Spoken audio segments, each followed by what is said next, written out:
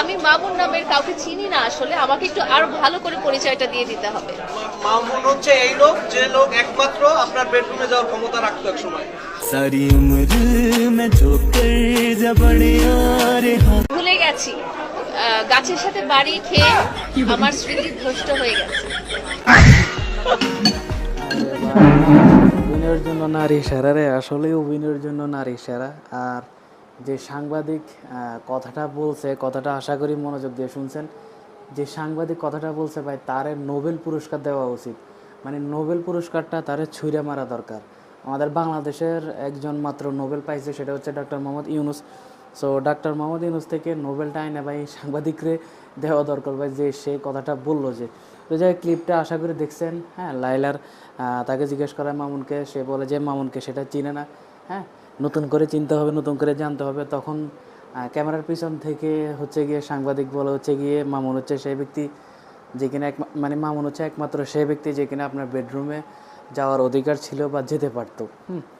So এরপরে সে একটা ভাব নিল যে আমার অতীতের কোনো স্মৃতি মনে নাই, অতীতের কোনো কথাই মনে নাই। আমার গাছের সাথে বাড়ি খেয়ে স্মৃতি ভ্রম হয়েছে। মানে কত ঢং, কত রং, এটার কোনো শেষ নাই। নারীরা আসলে যে বহুরূপী হয়, নারী বোঝা যে আসলে দেয়, সেটা আসলে লায়লা আরেকবার প্রমাণ করে দিল। তো যাই হোক, সবাই হয়তো এটা ফান হিসেবে নিছে।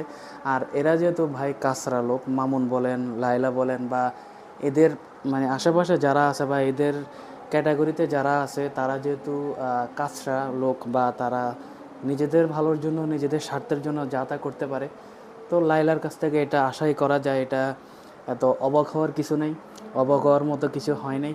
এটা আমরা স্বাভাবিকভাবে নিতে হবে, কারণ আমরা দেখছি লায়লা মামুন কি কি কাণ্ড ঘটিয়েছে, বা এরকম পচা লেভেলের সেলিব্রিটিরা কত কাহিনী করে 2 দিন পর পর, সেটা আমরা খুব ভালোভাবে জানি। সো সেটার ব্যতিক্রম অবশ্যই হবে না।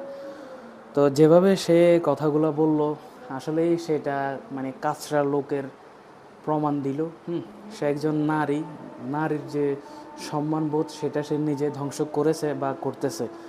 সো জিনিসটা মানে যতটা ফানি লাগছে, ততটা কিন্তু একটা খারাপ দিক বা খারাপ বিষয়ও। সো সাংবাদিকরা তারে পায়ে আরও উল্টাপাল্টা প্রশ্ন করে, আর সবাই ভিউজের জন্যই তারে প্রশ্ন করে, তার কাছে যায়, তাকে বাহবা দেয়, বা সবার লাভের জন্যই করে। আর তারাও সেইখান থেকে তাদের নিজের ফায়দাটা তুলে নেয়। মামুনকে প্রিন্স এবং মানে মামুন এবং লায়লা ছাড়াছাড়ির পর থেকে তারা দুজন যতগুলো ইন্টারভিউ দিয়েছে, ধরেন মামুন সে নিজে যতগুলো ইন্টারভিউ দিয়েছে সবগুলোতে সে বলছে লায়লার দোষ, এবং মানে যা তা বলছে, মানে লায়লারে দেখতে পারে না, সে ডাইনি, হ্যাঁ, সে তারে মেরে ফেলতে লাগছিল, তাকে অপহরণ করে রাখছিল, অনেক কথা। মানে মামুনকে যখন কোনো কিছু জিজ্ঞেস করা হয় বা লায়লার ব্যাপারে জিজ্ঞেস করা হয়, তখন সে কিন্তু কি বলে, লায়লারে সব দোষ দেয়, লায়লা খারাপ সেটা বলে।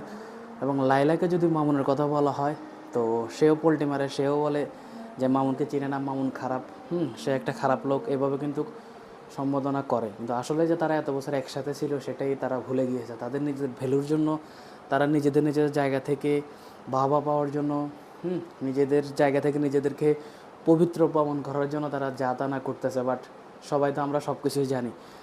আর আমরা যারা দেখতেছি বা যেসব সাংবাদিকরা ভিডিও করতেছে, তাদের বা ইন্টারভিউ নিচ্ছে, তারাও জানে যে এরা কেমন। তারপরেও কিন্তু সবাই তাদের ইন্টারভিউ নিচ্ছে, তাদেরকে বাহবা দিচ্ছে, কারণ এদের মাধ্যমে তো ইনকাম করা যাচ্ছে, এদের মাধ্যমেই তো মানে অনেক ভাইরাল হওয়া যাচ্ছে, লাভ হচ্ছে আর কি।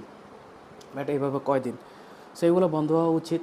এসব হলুদ সাংবাদিকরাও ঠিক হয়ে যাওয়া উচিত, এবং এদেরকে কখনোই দাম না দেওয়া উচিত, এবং এদেরকে কখনো কোনো ইন্টারভিউতে বা কোনো লাইভ শোতে না আনলে সবচেয়ে বড় বেস্ট। তো যাই হোক, আপনার কাছে কেমন লাগছে, বা লায়লা মামুনের ঘটনাগুলোকে আপনাদের কেমন লাগতেছে, বা বিশেষ করে এই কথাগুলা, লায়লার এই কথাগুলো আপনাদের কেমন লাগছে, সেটা অবশ্যই কমেন্টে জানিয়ে দিবেন।